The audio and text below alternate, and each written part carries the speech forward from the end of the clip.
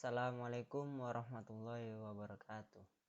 Sebelumnya, perkenalkan nama saya Muhammad Abdul Rosyid, NIM 17 19 10 20 10 67, kelas praktikum elektronika daya C. Pada praktikum kali ini yaitu bab 3, kontrol starting dan kecepatan motor. Tujuannya 1. Memahami tipe dan karakteristik motor. 2. Mempelajari rangkaian kontrol kecepatan motor. 3. Menampilkan rangkaian kontrol starting dan kecepatan dengan teriak. Komponen utama yang dipakai yaitu motornya motor universal. Yang kedua, diak dan teriak yang digunakan untuk mengendalikan kecepatan motor. Sebuah teori sedikit. Rangkaian yang saya gunakan ialah rangkaian kontrol kecepatan dengan kompensasi starting untuk motor satu fasa. Rangkaian kompensasi starting terdiri dari resistor R3, R4, dan R5, kapasitor C5, diak 2, dan penyara jembatan D1 sampai D4. Tegangan pada R5 memicu diak 2 dan teriak untuk menghantar, kemudian motor mulai berputar. Pada waktu ini, kapasitor C1, C2, dan C3 mengisi muatan melalui R1 dan VR1 dan mencapai tegangan breakover pada diak 1. Kemudian diak 1 bekerja, pulsa pemicu trigger dari diak 2 tertinggal di belakang pulsa diak 1. Pada saat ini tegangan R5 menurun bila tegangan kapasitor C5 meningkat. Ketika tegangan lebih kecil dari tegangan breakover, diak 2 berhenti bekerja. Rangkaian kompensasi starting berhenti bekerja. Kontrol kecepatan dicapai dengan mengatur VR1. Resistor R2 dan kapasitor C1 membentuk rangkaian snubber untuk melindungi teriak terhadap kerusakan dV per detik.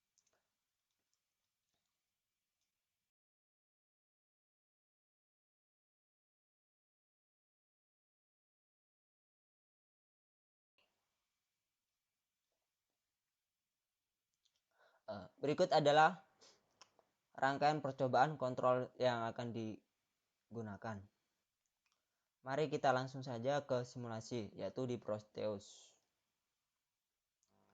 Pada Proteus ini seperti pada gambar yang di sana. Untuk CDS-nya diganti dengan LDR karena prinsip kerja CDS sama seperti LDR, yaitu resistansinya akan meningkat apabila intensitas cahaya juga meningkat. Di sini dioda sebagai penyiarah dan VR1 sebagai kontrol kecepatan normal. Voltase AC yaitu yang dipakai 110 sesuai di rangkaian.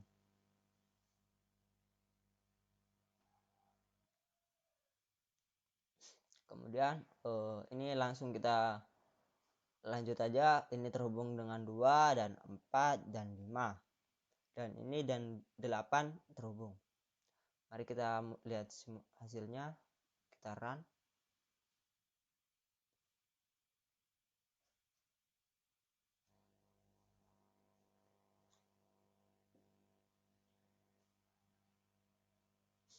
Untuk yang berwarna hijau ini merupakan tegangan sumber, yaitu di AC. Sedangkan yang warna kuning itu di R5. Kemudian warna biru di T2. Warna merah ini di kapasitor.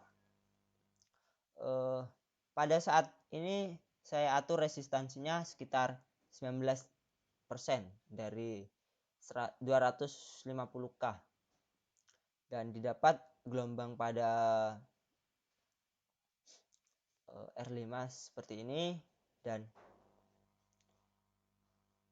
T2 seperti ini. Untuk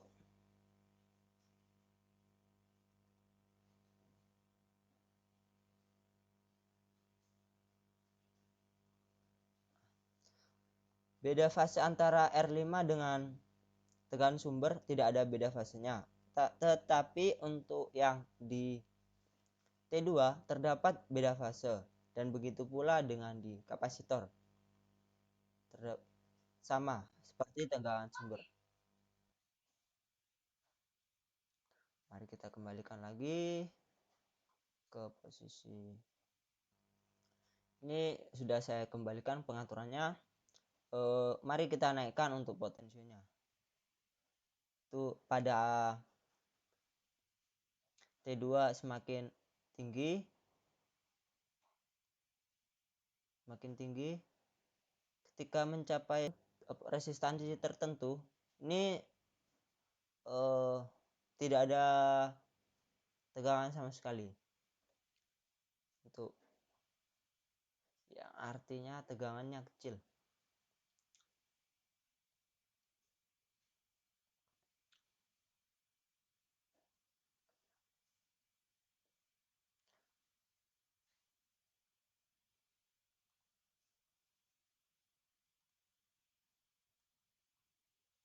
Ini resistansinya sudah saya buat 100%. Mari kita perhatikan untuk motor ketika awal mula start.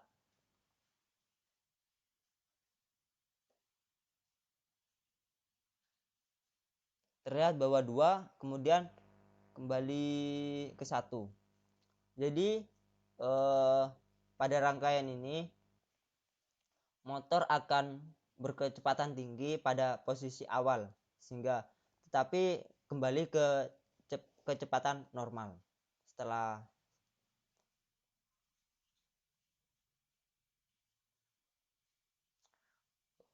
mari kita lihat untuk resistansi 50.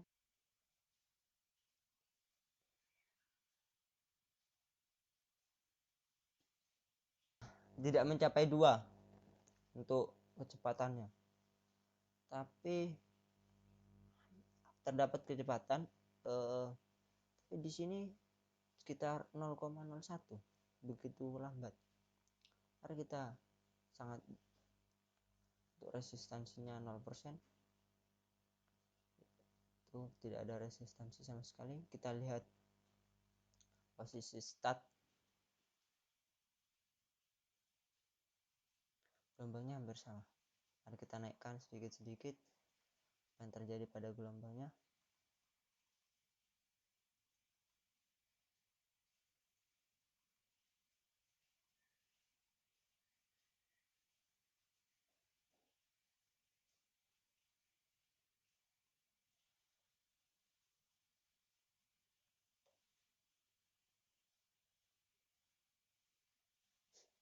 Jadi intinya rangkaian ini ketika resistansinya tinggi, motor akan berputar cepat atau lebih cepat daripada resistansi yang kecil. Seumpama ini diatur menjadi resistansinya untuk VR1 nya sekitar 200k, jadi terdapat kecepatan pada motor ini akan berputar. Tapi jika resistansinya ditingkatkan lagi untuk VR-nya 250, kecepatan normal motor akan bertambah kecepatannya. Ketika dihubungkan dengan CDS atau ini LDR, sehingga ketika ada cahaya semakin cepat, dan bila intensitasnya normal, kecepatannya normal. Apabila intensitas cahayanya gelap, motor akan berhenti. Cukup sekian percobaan praktikum dari saya. Apabila ada tutur kata atau kesalahan, saya mohon maaf. Assalamualaikum warahmatullahi wabarakatuh.